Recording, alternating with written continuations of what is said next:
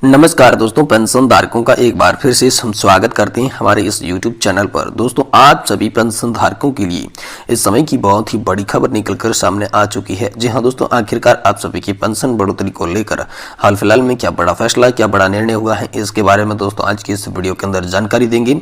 साथ ही साथ दोस्तों, आप सभी कर्मचारी पेंशन धारकों के लिए यहाँ पर पेंशन बढ़ोतरी की तमाम मांगों को लेकर आखिरकार क्या बड़ी खबर निकल कर आई, इसकी भी दोस्तों बात आज की इस वीडियो के अंदर हम करने वाले हैं। वहीं दोस्तों, पेंशन धारक करेंगे एक बार फिर से देशव्यापी विरोध प्रदर्शन, इसको भी लेकर हाल फिलहाल में आप सभी के लिए बड़ी खबर निकल कर आ रही है। ये भी दोस्तों आज की इस वीडियो के अंदर हम आपको बताने वाले हैं।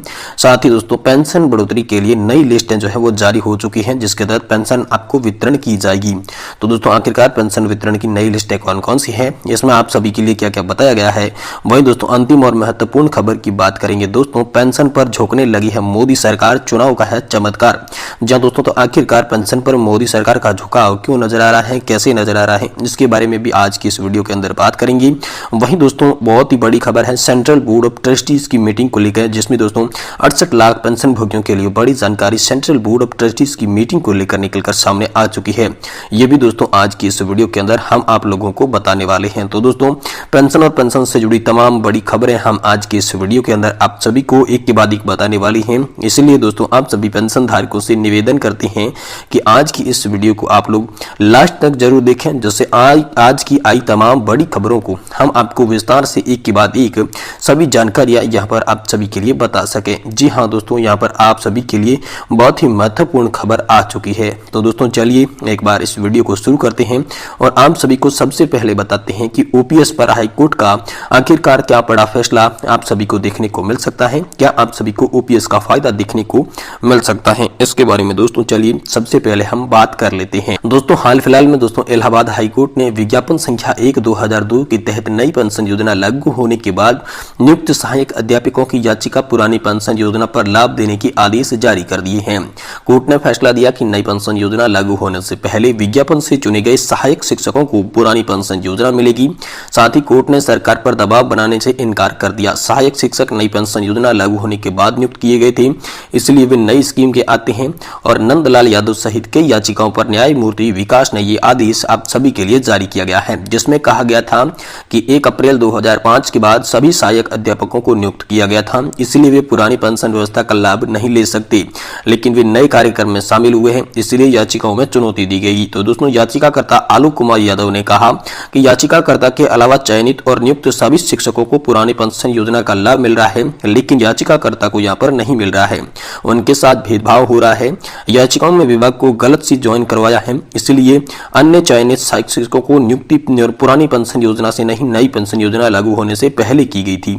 उनका दावा है कि वर्ष 2002 में सहायक अध्यापकों की भर्ती सूचना जारी की गई थी और 29 नवंबर 2004 को इंटरव्यू हुआ था। साथ ही दोस्तों, 24 दिसंबर 2004 को परिणाम घोषित किया गया था।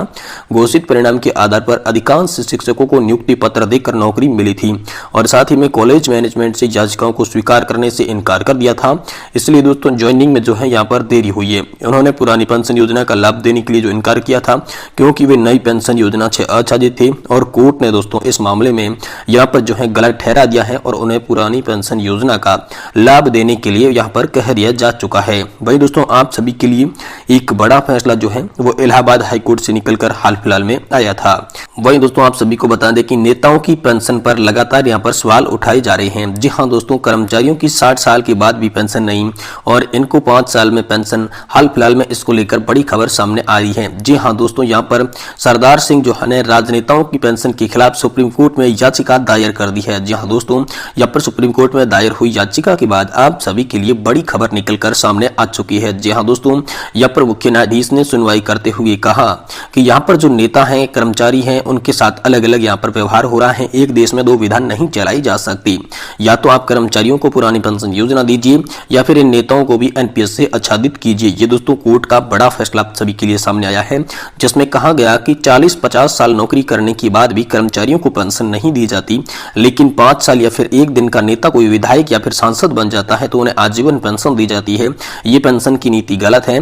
इसे खत्म करके सभी पेंशन धारकों के लिए एक समान नीति बनाने पर यहाँ पर जोर देना चाहिए। ये आप दोस्तों आप सभी के लिए बड़ा अपडेट जो है हाल फिलहाल में निकलकर सामने आ चुका है। वही दोस्तों, ईपीएस 95 योजना को लेकर न्यूनतम पेंशन 7,000 रुपये 500 की मांग को लेकर देश में एक बार फिर से बड़ा विरोध प्रदर्शन होने जा रहा है। इसको लेकर दोस्तों आप सभी के लिए बड़ी खबर सामने आई है। जहां दोस्तों आप सभी जानते होंगे कि लगातार दोस्तों कर्मचारी भविष्य निधि संगठन के दायरे में जो EPS 95 पेंशन धारक आते हैं, उन्होंने दोस्तों न्यूनतम पेंशन 7,000 रुपये मासिक किए जाने समेत अन्य भंगों को लेकर लगातार आंदोलन कर रहे हैं।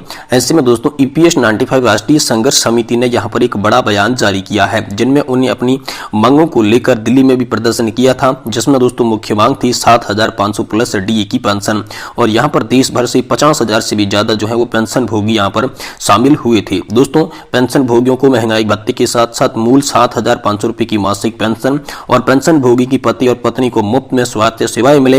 वर्तमान में कर्मचारी पेंशन योजना को जो है 1,000 रुपए की पेंशन मिल रही है, इसे बढ़ाकर 7,500 रुपए करने की मांग को लेकर लगातार प्रदर्शन हो रही थी। इसी बीच आश्वासन भी मिली थी, लेकिन तमाम आश्वासनों के बाद एक बार फिर से यहाँ पर पेंशन धारकों ने जो है वो संघर्ष का रास्ता चुन लिया है, जिसमें यहाँ पर NSC राष्ट्रीय संघर्ष समिति के कमांडर अशोक जी रावत ने कहा है कि हम अपनी मांगों को लेकर यहाँ पर रामलीला मैदान के अंदर रैली करने जा रहे हैं और ये अंतिम बार चेतावनी जो है वो सरकार को दी जा रही है। और साथ ही साथ हमारी मांगे अगर नहीं मानी गई तो हम आमरण अनशन पर भी बैठेंगे, क्योंकि पिछली बार जब दिल्ली के आमरण अनशन पर जंतर मंतर पर बैठे थे तो यहाँ पर सरकार को काफी सारी परेशानियां देखनी पड़ी थी। और इस बार भी हम आमरण अनशन पर बैठने वाले हैं, लेकिन जब तक हमारी मांगे पूरी नहीं हो जाती तब तक हम इस धरना स्थल को आमरण अनशन को समाप्त नहीं करने वाले हैं। ऐसा दोस्तों यहाँ पर जो है सरकार को चेता दिया है कमांडर अशोक जी रावत ने।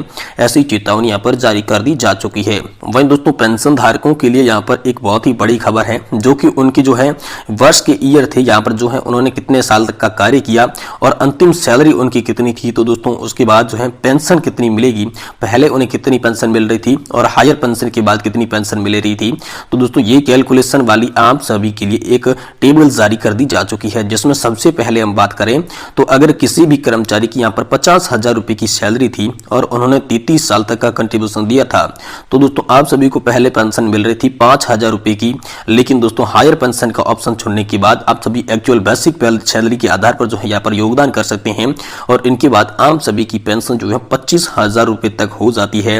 ऐसा दोस्तों आप सभी के लिए निकल कर सामने आ चुका है। वहीं दोस्तों किसी भी कर्मचारी ने 30 साल तक सेवा दी है तो उनकी पहले पेंशन बनती थी 4,500 रुपए, लेकिन अब दोस्तों उनकी पेंशन जो है 22 से 23,000 के बीच में मिलने वाली है। वहीं अगर किसी भी कर्मचारी ने यहाँ पर 20 साल तक का योगदान किया है या 20 साल तक का कार्य किया है तो दोस्तों 50,000 रुपए सैलरी के आधार पर उन्हें जो पहले पेंशन मिल रही थी वो पेंशन दोस्तों 2100 की मिल रही थी। लेकिन हायर पेंशन का ऑप्शन सेलेक्ट करने के बाद उन सभी की जो पेंशन है वो 14,200 रुपए के आसपास की पेंशन मानी जा रही है।